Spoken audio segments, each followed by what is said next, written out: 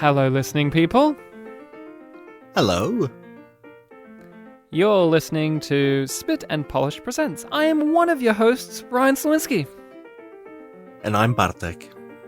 Hi, Bartek. How are you? Good. How are you? I'm doing very well. Well, I was going to say very well, but then I remembered the movie we watched, and I'm not feeling great, honestly. It's hard to say walk in and be like, yeah, I'm feeling fantastic. We're technically out of lockdown, but we're still locked in, and I watched The Hunt. Yay! So, that's how I'm doing. How about yourself? Yeah, I'm doing good. I just woke up. See, Bartek's doing great. He just woke up, had a great old time. So we are Spin Polish Cycling because we're always spitting. We both happen to be Polish, and that is very important when listening to our podcast. Always remember that we are of Polish descent.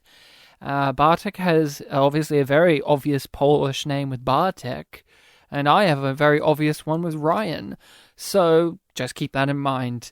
Bartek, What's happening here? What's our show? What's the pitch of this for newbies, for the Danes, for the noobs? Pictures Powwow is our show where we discuss a single film in each episode. With each episode, it's part of a 3-episode cycle where in the first episode I'll recommend a film, in the next you'll recommend a film, and then on the third week, we get listener's choice. Listening people's choice, dare I say. And in this week, we are doing a film that I recommended. And what did you recommend? For those who can't read the title, or if you want to be bold and try to say it in Danish, go. Yes, for those who can't read or who didn't hear Ryan talk about it a few minutes ago, we did 2012's The Hunt. Different to the American film called The Hunt with Betty Giplin, which was kind of a weird horror comedy. This is a Danish film from 2012. Bartek, how would you describe the plot for those who are interested? We will be talking about spoilers, but Bartek, could you at least pitch the movie first? This was your choice. Sure. So this is a 2012 drama film from Denmark.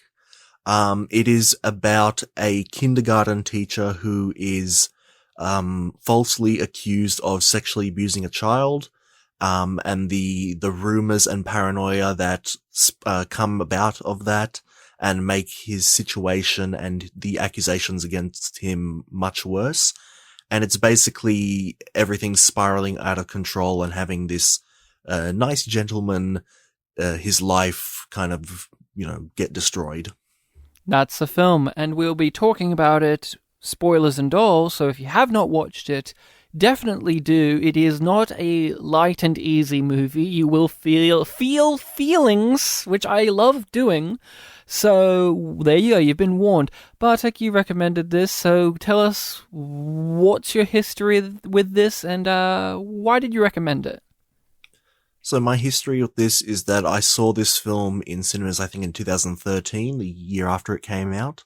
Saw it with my mum, and we really, really enjoyed it in the sense that, it was a powerful film that made us, as you say, feel feelings. And I had not seen the film since, 8 years ago when I saw it that first time, and I was always keen to check it out again. It was always one that for my, recommendations for this podcast was always going to be one. It was just a matter of when should I do it? I understand. I don't remember exactly when I first gave this a watching, but I remember it wasn't straight after. I didn't see it in the cinema like you. And I remember it was a difficult thing to find a good copy of it with active subtitles that actually worked. I remember really liking the film. I remember it made me miserable, and I found the pitch to be very enticing. It's a very stark, serious, gritty, what a pitch for a movie, right? Just that idea as well of an innocent man being accused of something, falsely accused is always a narrative we've seen, but this is a specific type of accusation that carries a lot of weight and something that you can't just easily wash off at the end of the film, and the film proves that that isn't the case either. I remembered enjoying it. I remember seeing this and being a little bit like, whoa, this guy can act. Our lead guy, Mads Mikkelsen, he can act in a way that I mean of a more grounded, naturalistic performance, because I was used to him at the time being Hannibal Lecter, and that's a very different type of role to this. This, he plays a human.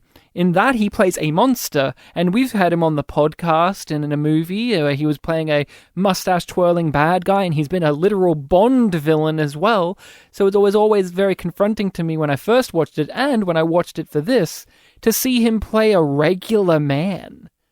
I don't know if you have that kind of feeling about that at all either, or how often you've seen him in other roles. I think when I had seen this film, I had already seen Casino Royale and The Three Musketeers, but it'd been a while since I'd seen them, and I didn't really remember Mads Mikkelsen. But definitely after I saw the film, I looked him up a bit more, realized, I saw him in those two things, and I found I think it was a comic that someone from Denmark had made, which was basically like a 2-panel thing of like, the first panel is what we think of Mads Mikkelsen here in Denmark, and it's like showing a bunch of wacky things that he's done in his films. It's like he was a butcher in this one film who kills people and sells their meat, but it was a light-hearted comedy or something like that. And then in the second panel, it's like, what do we think of him in, America? And it was just like this stereotypical evil-looking guy that like, is wearing like this Nazi-looking suit. He's got a scar on his eye, things like that. Yeah, he's Casino Royale character, yeah. Yeah. So he's just this really sinister kind of guy. Different performances and expectations from Denmark and the West. I think one of the jokes that I've heard about Danish humor is Denmark comedies, they know laughing matter. That's a statement I've heard about them. But before we delve into him and all of that, how was it revisiting the film after all of this time? It was really interesting. Yeah, I seem to remember the film being much longer. Like I guess maybe my memories of watching it the first time, it just felt like there was so much suffering going on that it was this really long journey of all these like twists and turns that you didn't see coming. But then rewatching it last night, it felt much shorter than I remembered. Yeah, you knew where it was going in a lot of ways, so it made it a little bit easier to consume the overwhelming sense of misery. Yeah, it made it feel a lot more concise, a lot more, key points to hit. Yeah. Than they were just being hit and it was going along. Yeah, I watched it with my wife Rachel, who hadn't seen it, enjoyed it. Well, enjoy. Here's how I would describe this. I'm not a sensitive movie viewer. You know this, Bartek. I'm not very, I don't flinch very easily with movies, but this is what I think the first real movie we've done on the podcast that I would say I fucking hated watching this, but in a good way. Like, I was miserable, I felt terrible, I was angry and frustrated, I did not enjoy myself at all, but that's the point. Like, it's a great film that I do not want to watch again, but I will, because of the idea of it, and just how miserable it is. But it isn't... Like, it's a well-made movie, well-acted, it's great, and I enjoyed it, but do you know what I'm saying there? Like, there were so many times when I was watching this, I just went, I don't want to fucking watch this, because it's just so much. So in other words, this film is like, no discussion, not for some people who aren't into that kind of thing. Yeah, and I don't flinch easily, but this made me flinch quite a lot. I was like, is this needlessly cruel? And then I was like, no, it isn't. I'm just feeling the weight of it so strongly. It's just such an oppressive film in a lot of ways. And yeah, it made me very upset, which is the point. And yeah, but it's the first film I think we've done on the pod in at least a very long time in which I've felt such a strong reaction, and where it's the contradiction of terms, where my reaction was very, very, very strongly negative, but I walked away with a positive experience. I like the film very much. I really do. I think it's really well made. I enjoy. I appreciate it very much, and I will want to watch it again. I think it's almost a masterpiece in a lot of ways. There's some issues I have with it, but yes, that juxtaposition of those two contrasting things of extreme disdain, hate, and annoyance with the film, and like depressive feeling, but absolutely adored it, loved it, would want to see it again. And there's very few films that I actually have that feeling with. Yeah, it's a film that succeeded in what it wanted to do, which was, not positive feelings. Yes, exactly. And every moment you think, oh, there's a little bit of hope here, then it would crush that hope and throw it in the bin and remind you, no, the good times are over now. The age of innocence is gone. Yeah. True, yeah, but even in the ending where things are kind of looking a little bit up before, you realize, oh, it's still pretty down. The little bits of up they showed were a little more than you'd expect, I suppose. And there was still an underlying tension there. The whole point of that ending was like, oh, things are looking up, but they're not. And I was just saying that the looking up part is a bit more than you'd expect. You'd expect, things to have been a bit worse. Yeah. It's really weird kind of balance, really unsettling. Yeah, and even before the hunting scene, you had the scene where he talked to Clara in the hallway where she's like, I can't walk over all these lines. And there was just a massive amount of tension in that interaction there as well. Because this is the cause of the trouble all along, and how's he going to handle this? And he shows that he's still a good man, a good guy. He's a guy, Bartek. He's a guy. He's trying to be a guy. He's just trying to be a guy, Bartek. Trying to be a guy. A good man. So let's rewind. We're kind of jumping to the end before we get there. We need to actually talk about the experience of the movie and its filmmaking and acting and quality of it. I was really blown away at the very start of the movie with how it was shot and the color of it. It was very stark, very high contrast in a lot of ways, and the color palette was already kind of muted at the beginning of the film, and that could just be because of the Danish landscape as well. But even though nice things were happening, visually there was an undercurrent of something's going to go wrong here, or there's something underneath all of this. I don't know if you felt similar to me or not, but that's how I kind of walked in. I was like, ooh, there's not overwhelmingly, but just a minor amount of in the visual. Yeah, they had that very cloudy winter feel. And definitely a lot of the scenes where it was the adults talking to each other, they were a bit more, I guess, sort of upbeat because, it's kind of friends hanging out with each other, people that know each other. But then when it comes to the interactions with, like, our main character and the children, when they're playing, obviously there is an upbeatness to it, but during like conversations between the main character and Clara, there is this kind of like, I guess, sort of down energy going on. And like when he's walking towards the school and he like notices that the kids are hiding, there's like, oh, we the audience still don't quite know what's happening yet, but it does feel like, yeah, it doesn't quite suggest that like, oh, something upbeat's about to happen. No, there is an underlying pinning of a sinister nature to the proceedings that will happen. I liked his relationship with Clara, though. They had a good connection. They seemed like a really well-realized and very honest portrayal of an adult who's a friend of the parent of the kid, and the kid just like being kind of infatuated with them, but just also being their friend, and that dynamic of them them walking home and walking with the dog, and all of that, and then her being a student and stuff was really well done. I thought that for a child actor speaking in a different language to my own, that she did a really good job of communicating to me that her and Lucas in the film were friendly and had a dynamic together of, the child who's somewhat in love with this adult figure. I thought it was really well done, and but I also hated her throughout the movie because all of the shit she did. She she really captured me. Like we were talking about Mads Mikkelsen, but she really got me on this watching of it. I was feeling bad for her at many moments, but I also hated her at many moments, and then I also was just reminded that this is a child throughout the whole entire affair. Yeah, yeah. A lot of the adults around her, they did not do their jobs. No.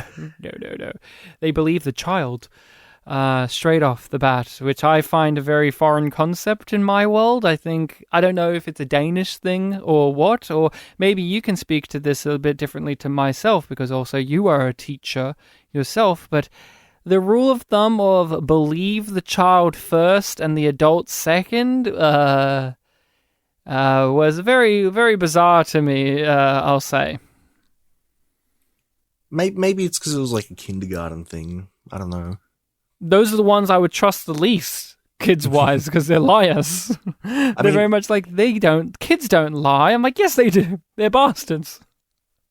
Well, with this film, the first time something is mentioned, it is in that, she's in like that dark room, that very, very upbeat looking room at an upbeat time of day. She makes the accusation and it makes that principal lady, raise her eyebrow, but not quite believe it yet. But then with the second scene where she brings in that guy, I was going to call him an expert, but I think the whole thing was that he was not quite an expert. He was just a guy. He was just a guy. He was just being a guy. The way he questioned her, and, I can speak to this, and your wife Rachel can speak to this when it comes to like mandatory reporting and how you ask kids questions. And probably, even people in, like lawyers could probably tell you this too. The way he was asking questions was, not right. He was asking too many leading questions. He was trying to prompt very specific things out of her.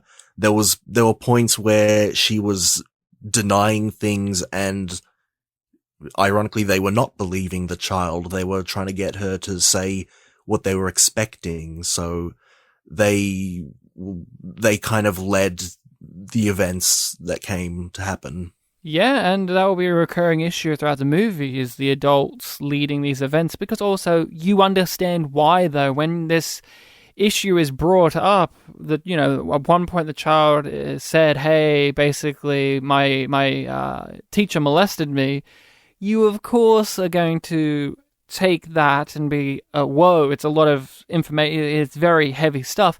And so I do understand he did lead her in questions, but he's brought in to find out if she's been abused or not. And children can be, as we see in the movie, very flaky in that regard of sticking to a story, especially if they are abused and they don't want to, and the movie delves into how tricky it all is on all sides. And, well, the one we're focusing on is of the man who's innocent throughout this whole entire proceedings, but nobody believes him. And the only person who believes him really is the only one who's actually actively helping him is, his best friend, right? One of his good friends, who's the godfather to the son.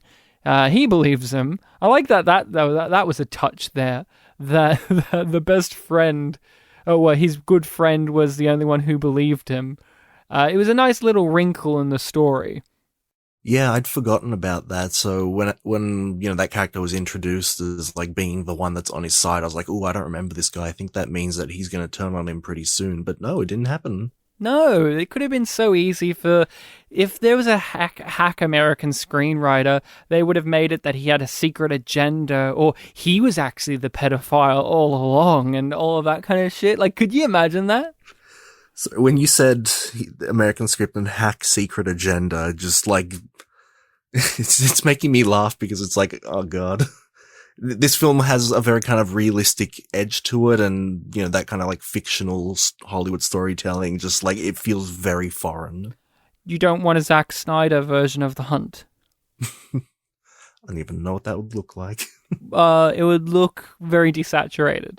That's what it would look like for a start. Well, yeah, visually, literally, I think I'd know what it'd look like, but beyond that. chuck in a few dead pixels and you'll understand how it would look. uh, Take that, Zach. So yeah, The Hunt. See, I've been dreading talking about this because I'm like, how do I verbalize that I enjoyed a movie about a guy accused of being a pedophile? But isn't. How do you verbalize that? Bartek, could you try for me? Well, you got a bunch of adjectives you can use. You can use like compelling, effective, realistic, successful. Yeah, but stop reading the poster quotes. What do you think? I mean, yeah, look, this is a I was going to say mission. This is a movie that had a mission and it fulfilled that mission. It wanted to show what it's going to be like for someone that is falsely accused to go through something like this. Because, look, in real life, we do also have issues of sexual abuse and accusations and people who, you know, whether they're innocent or they're guilty, they will try to defend themselves, and we as a general public will not know if it is, you know, true or if it is a lie. And we have certain values that make us lean one way or the other, and this film is giving us an unambiguous look at the truth, which is this guy is innocent. You know, it's not like a mystery. There's not like going to be a twist or anything like that. This guy is innocent. Therefore, you can look at this film from the lens of like, this is an innocent man going through all these accusations. And, you know, there are little bits of light throughout the film, but at the end of the day, it's not 100% fixed. And in fact, it could be much worse than, you know, how it ends. What do you get out of this movie? Like, what's your takeaway here? What vantage point do you come at it from? I guess really big thing is that I just don't think I've seen anything quite like it, because this is a really, you know, sensitive topic, child abuse. And certainly in the past, you know, decade and a bit, even going beyond child abuse, we have had so many, you know, instances of sexual abuse, sexual harassment, things like that. And like I was saying before, things, there is a culture to how we as a general population respond to that, which this film, I guess, in a way doesn't so much reflect, because it is a thing where if this was in real life, we would be kind of with most characters' sides, you know, accusing this guy, thinking that he's trouble, being really wary of him. And so because this is such an unambiguous thing, it is confronting, because it is, yeah, it's making you side with someone who in real life, the circumstances would probably have you be biased against. Well, I agree. That's the thing that is the master stroke of the film, is it effectively makes you side with a character that you wouldn't in real life side with if you were in the shoes of the fellow townspeople. I would not be big enough to be his friend who does side with him, and the film does not manipulate us overtly too strong of a degree. It still does, of making you like him so much before this happens. He's not the most miraculous. He's not Jimmy Stewart, right? Like, he's not the biggest, nicest guy ever. He's got some marital issues. He's trying to get his son back into his life. He's doing this teaching job because he has to. It's not as if it's his passion. It's he was a high school teacher at one point, or a primary school teacher. I don't know if that was Clara. No, he was a high school teacher. Clara's brother, yeah. Yeah. I was just remembering Clara's brother. But that, you know, the school shut down and he lost his job, and now he's fallen back to here. So he does have some things there that are like that, but he's not like he's saving puppies and, you know, doing all of these heroic typical cliched manipulating us to know that he's a nice man. It's not like Star Trek Discovery where they say you're a good person over and over and over again to let us know that he's a good man. He does have some factors to him that make him a human. I think when it comes to manipulation that annoyed me is he has a dog that's very cute, and look at his dog, and he loves dog. He's a little bit awkward around women because he loves his dog so much, and I'm just like, we know that you're going to kill the dog, for fuck's sake. Yeah. But that was well established, so that way when the bad shit does happen to him, you are on his side. And there was never that moment either of, at least for myself, where when the shit started to go bad for him and he started to do actions that were outside of the norm for his character, there was never that one action where I called bullshit on it. There was never that moment in which he did something that was so extreme to isolate himself off, or his anger took over to a degree where it made me not agree with his character, which was seen happen so many times in movies. The closest moment is when he throws the girl out of his house, right? Mm-hmm. But yeah, you buy it because she's basically standing there being like, hey, I love you, but I also may think you're a pedophile.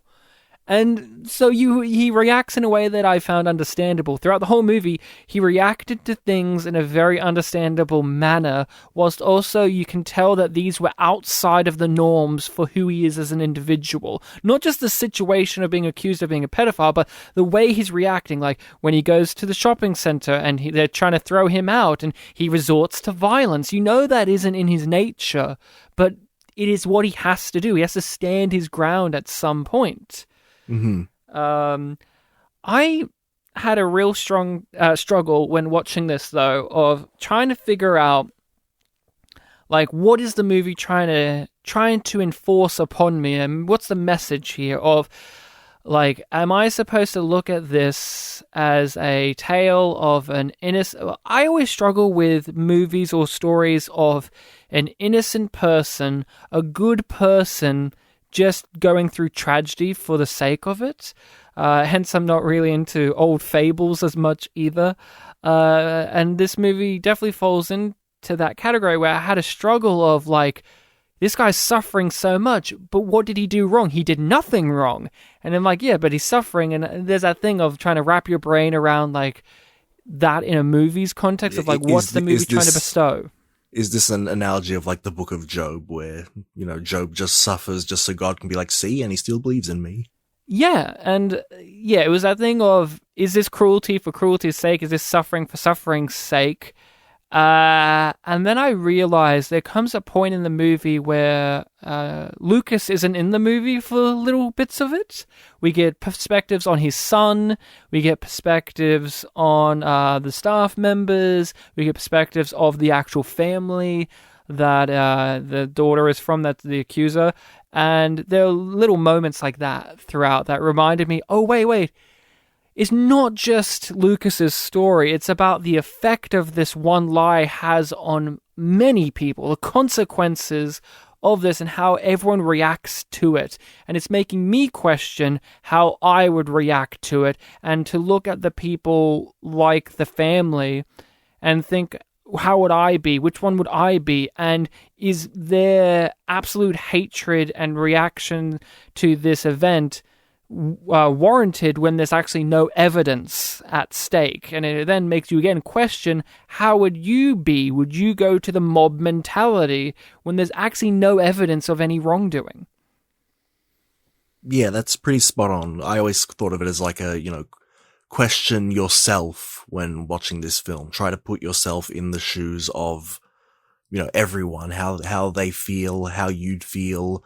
And ultimately at the end of the day, you know, just like try to understand yourself, know what your biases are. And you know that this is the case too, because those big important scenes that if in any other movie they would be there are removed. There's no scene where we see him we don't see him getting arrested from his perspective, right? We don't see him in the interrogation room with the police or calling up his lawyer or any of that stuff. That's not what the importance of this story is about in this case. The perspective is looking at it from a little bit of a removed way from our main character. We get a lot of interiority of him, of course, and we see a lot of the events, but would you agree there's also a level of separation and detachment from Lucas in this story? There is, yeah. There's a lot of scenes where Lucas is alone and he doesn't narrate to himself. It's up to the audience to, watch him, see what's happening and, think about what might be going through his head. So like, an example is in the church scene near the end, he does not talk for quite a few minutes because we're just focusing on like where he's looking, how he reacts to things, and his constant looking back at his former best friend.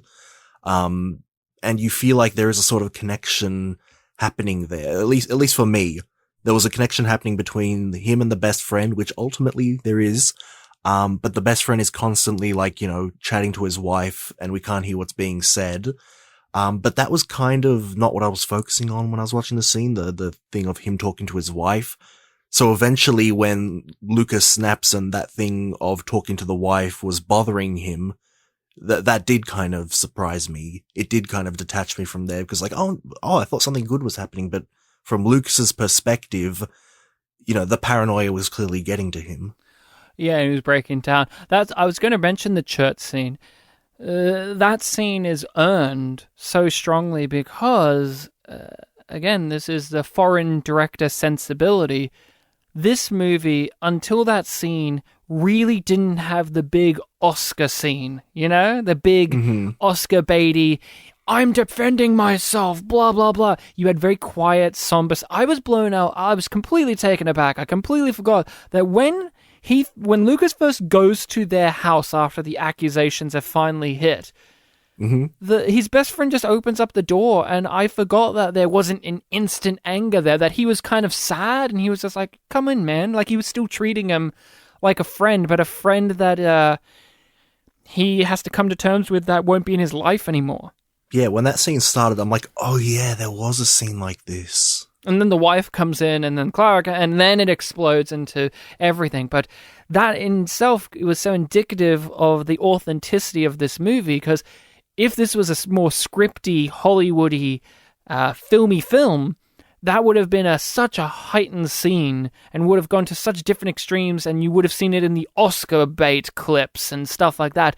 And the film withheld us from those moments, and those moments are always still satisfying. The church scene is very satisfying, but if the film was filled with many of those church scene moments, then it would lose the specialness that is actually here, that we actually do have in this.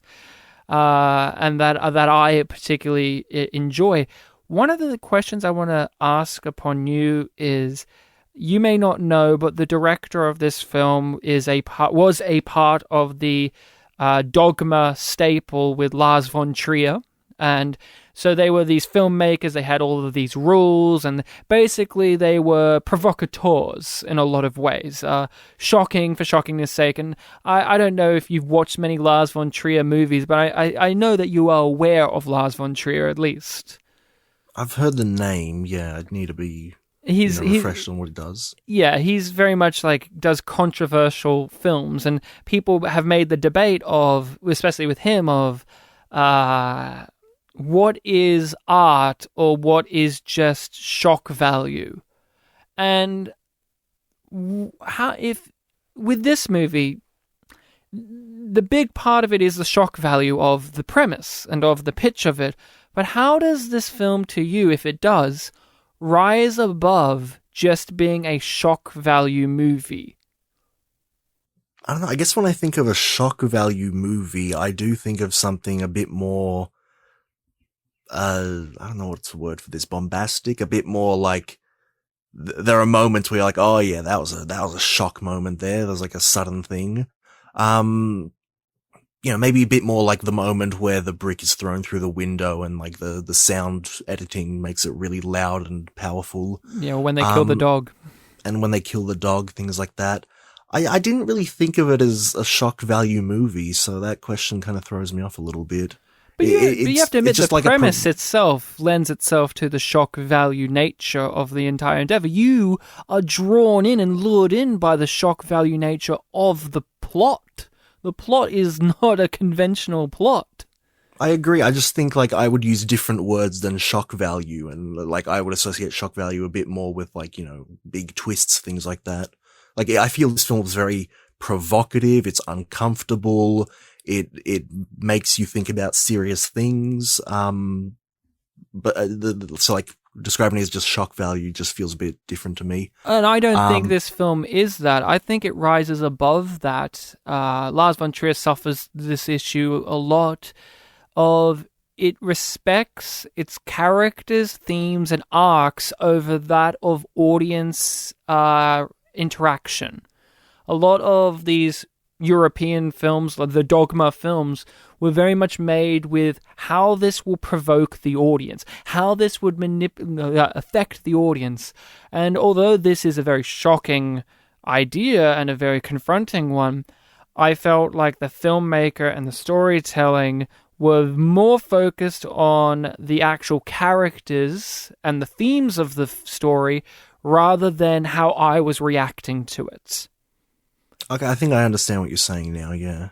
And I think that's why it rises above just being a provocateur's venture out to make me shocked and gasp and go, oh my god, or to just overwhelm me.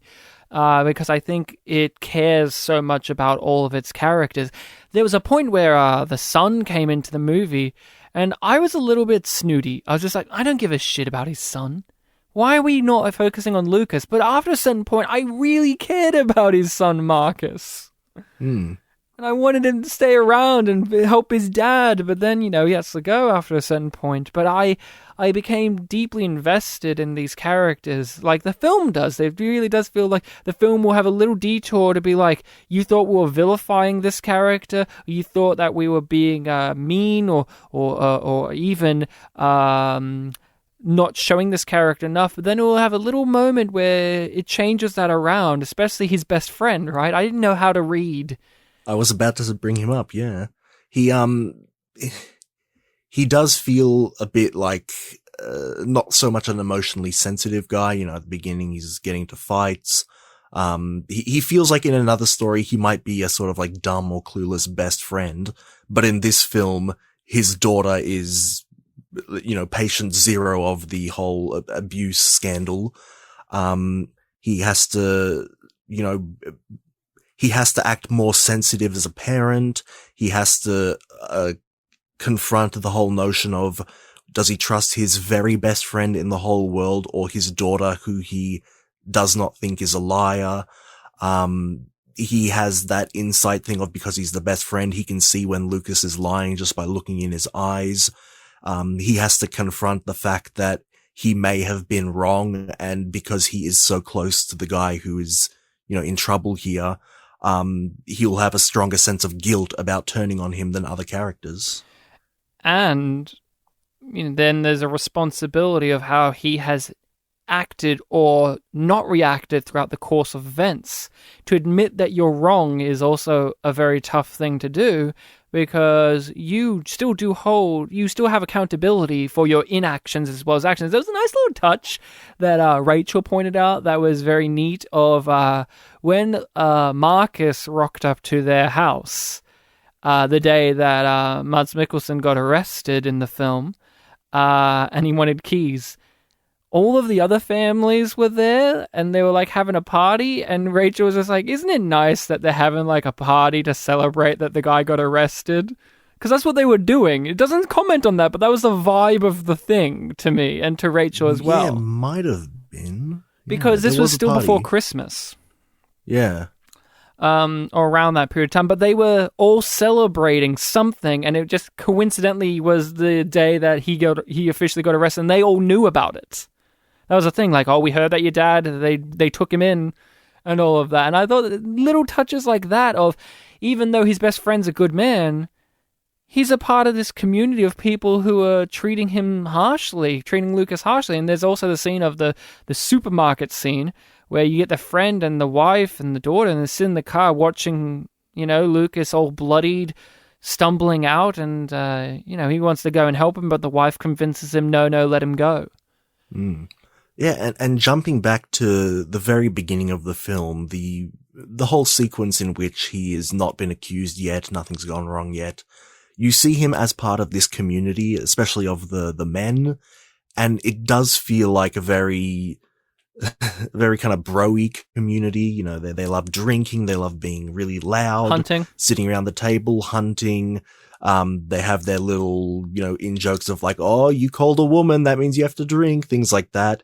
It does feel, very bro-y and like, you kind of know a lot of the tropes and cliches of that. These characters aren't going to be, so deeply characterized and things like that. So when the turn does happen and those kind of characters become deadly serious, there are bits where they beat him up. There are bits where they beat up the son.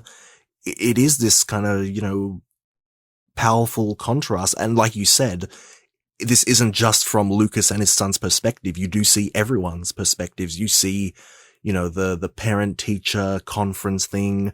You see the party. And you even see bits at the end where they're interacting with Lucas still, but there's a clear difference from the beginning of the film to just shaking his hand and saying hello. Yeah, I think something that I'm happy to talk about, don't know how you feel, one of the primal fears that this film touches upon for me as a guy is the false accusation of sexual wrongdoing. I don't know if that was something that was very at the forefront of your mind as a male, as a guy watching that. That is one of the fears of life in a way, because of how terrible men have been, very much so. And I wonder what it was like for you now, actually being a teacher, to watch that play out, but also to see how the fellow teaching community handled the situation. What was it like for you? I remember the first time I watched it, that was a really powerful thing of like, oh man, if this could happen to any man. If how would a real man react to this kind of situation? Again, remembering the unambiguous fact that of innocence. And it was always just this thing of like, oh yeah, you gotta always investigate. You gotta always, find the truth kind of thing. But then obviously in real life, the culture of, these sexual wrongdoings and accusations and things like that, there is a culture of not believing in the accused, and for, very, very sensitive reasons that are understandable, but also it's like, but if you do get it wrong, it's wrong. It's very tough. And yeah, from my perspective as now a teacher, as someone who, when I first watched this film, I don't even think we were friends yet. So we were still in the drama course. I hadn't started any of my teaching training. Now I have a much better understanding of, there's mandatory reporting laws. So to some extent, the very first few actions taken were good, but then you started seeing things being done wrong, and then the film happened. So the first thing that happened was the principal or the lady in charge recognized that something was wrong. That's good. She took she realized that she needed to take some steps to investigate. That's good. But then the man she hired, whoever he was, he did not ask questions properly. And again, I know I'm talking about this from an Australian teaching perspective, but I would think that there is some sort of mutual understanding about how to ask questions of a child about something of this serious of a nature.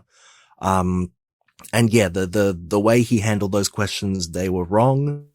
And that just led into, all of the following reactions. Yeah. And it's just like you see at the root what went wrong. But you have to remember that Lucas doesn't.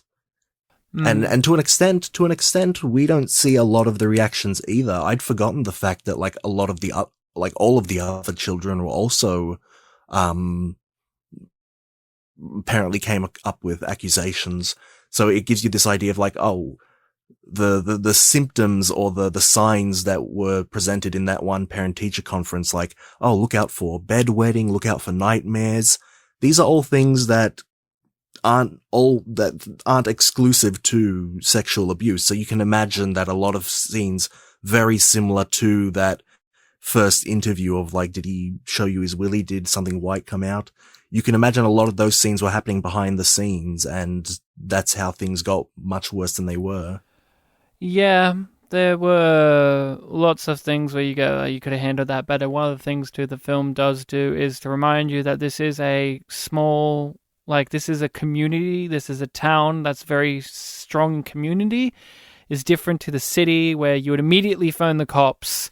There's this sense of let's keep this between us, and then it will explode outwards. I, having raised in a small country town, I can attest to that attitude very strongly as well, where you would question, like, wouldn't they, like, do these steps? No, not necessarily. Like, why did they bring that guy in? Because they wanted to keep it contained in some way before bringing the authorities in, even though the guy's like, you should probably bring the authorities in straight away, actually. And send him home. That was the thing that drove me up the wall when she was like, oh, Lucas, I just told you that you've been accused of being a pedophile, but you could still work the rest of the day. That was a little bit too unbelievable for my taste. I don't know if you thought that either. I feel like the fact that at first that lady didn't really know what to think, I kind of bought it, because I mean, her big point throughout that scene and the next, like, 2 scenes after that is that she doesn't know how to handle a lot of this. So whether it's that she believed Lucas or she just, like, didn't know what to do and just said the first thing that came to her mind, you know, I at least bought that decision. But it was a thing of like, oh, in another situation, I suppose maybe in a more city setting, it would have been a bit more blunt of like, no, you need to go home. Yeah, I have some issues with the movie that holds it back for me. I do not care for the killing of the dog, not because I'm weak to it, but because it was, at least for me, all the dog existed for was to be killed and to set up that Clara has a relationship with Lucas because Clara likes the dog. I'm not weak to dogs being murdered in movies, but I felt very annoyed throughout the whole entire film that they kept drawing emphasis on this dog because you just know that they're going to kill the dog, and it lost its shock value. It's, you know, I've seen it so many times in movies, I've seen it so many times that it has lost the impact that it's there to do in the script, that things are serious now because they killed the dog. Not a fan of that at all. I found that very aggravating. Yeah, my 2 things in response to that are like the brick throwing through the window that happened immediately before was a lot more powerful. Yes.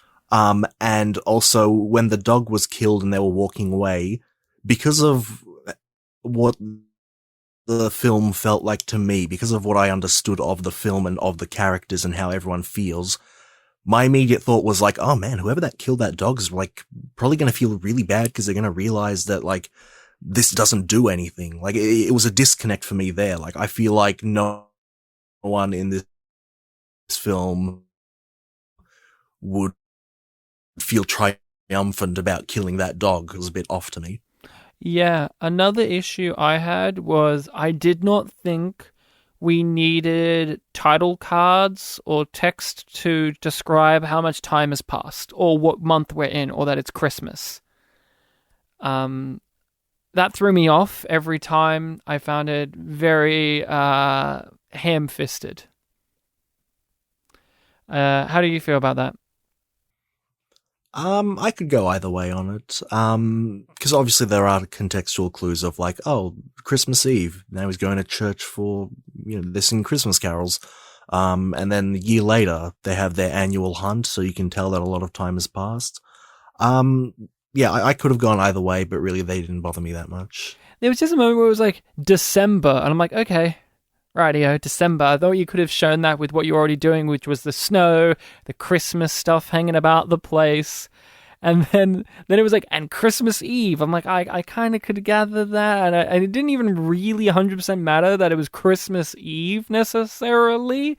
But then the year later one is the big one that was like, okay, this I get. But it was a little bit of a disconnect there with me. And I've heard other people talk about this as a negative. It didn't affect me as strongly. But for a film that was so dedicated to getting into the nitty-gritty little details, to then suddenly fast forward during an entire portion of story in which the town kind of reconciled with him, and I guess it's a part of, you're shown that in a way where his best friend gives him the Christmas food and they sit down and have a conversation. I think I would have just liked to see that conversation play out a bit more. It kind of cuts off before you felt like it really got going for me. And then it was one of those... Go on. Sorry. I was just going to say, it's one of those things where you know the general gist of what the conversation's going to be, but because this is, a film with actors, we kind of wanted to see it play out. Yeah, especially with two very strong actors who were really delivering it. I would have liked to have seen that conversation, so that way I could buy the transition a year later a little bit more, because we've been shown in a conversation between these two, the reconciliation start to take place a bit more firmly. And then the end. I love the ending. Apparently there's an alternative ending to this on the Blu-ray or something that I don't like, but I don't know if you read that information or not, but I like this ending.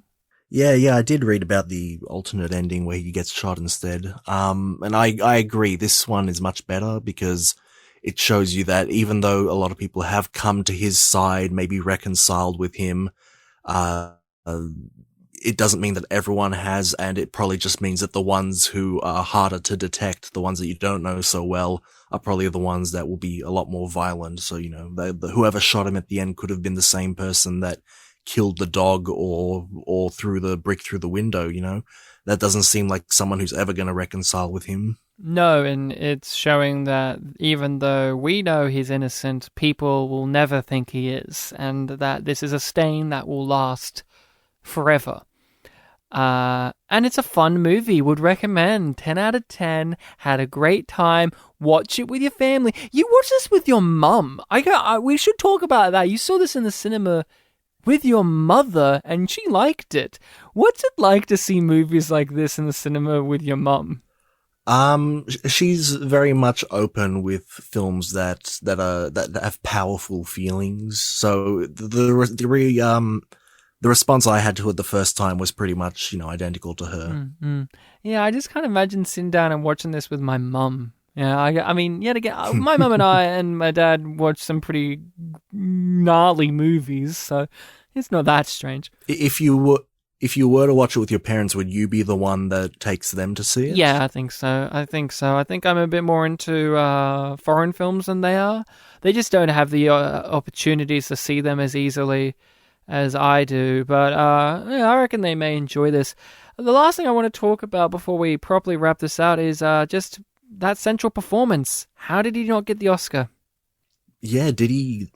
I can't imagine he got nominated either. I don't know. Sometimes they nominate these actors for stuff, but he was great. Again, I said at the start, but it's very hard for me to get over the fact that he's playing a normal guy. It was a bit of an experience watching it again, because now he's played even more abstract characters, like he was in Death Stranding, and he's in the West, in the America side of things, he's very much cornered the market on playing like weirdo European man. So to see him here as just like the average guy, there was a minor disconnect there. Average European man in Europe. Yeah, average European man being European in Europe. Anything else you want to say to wrap this out?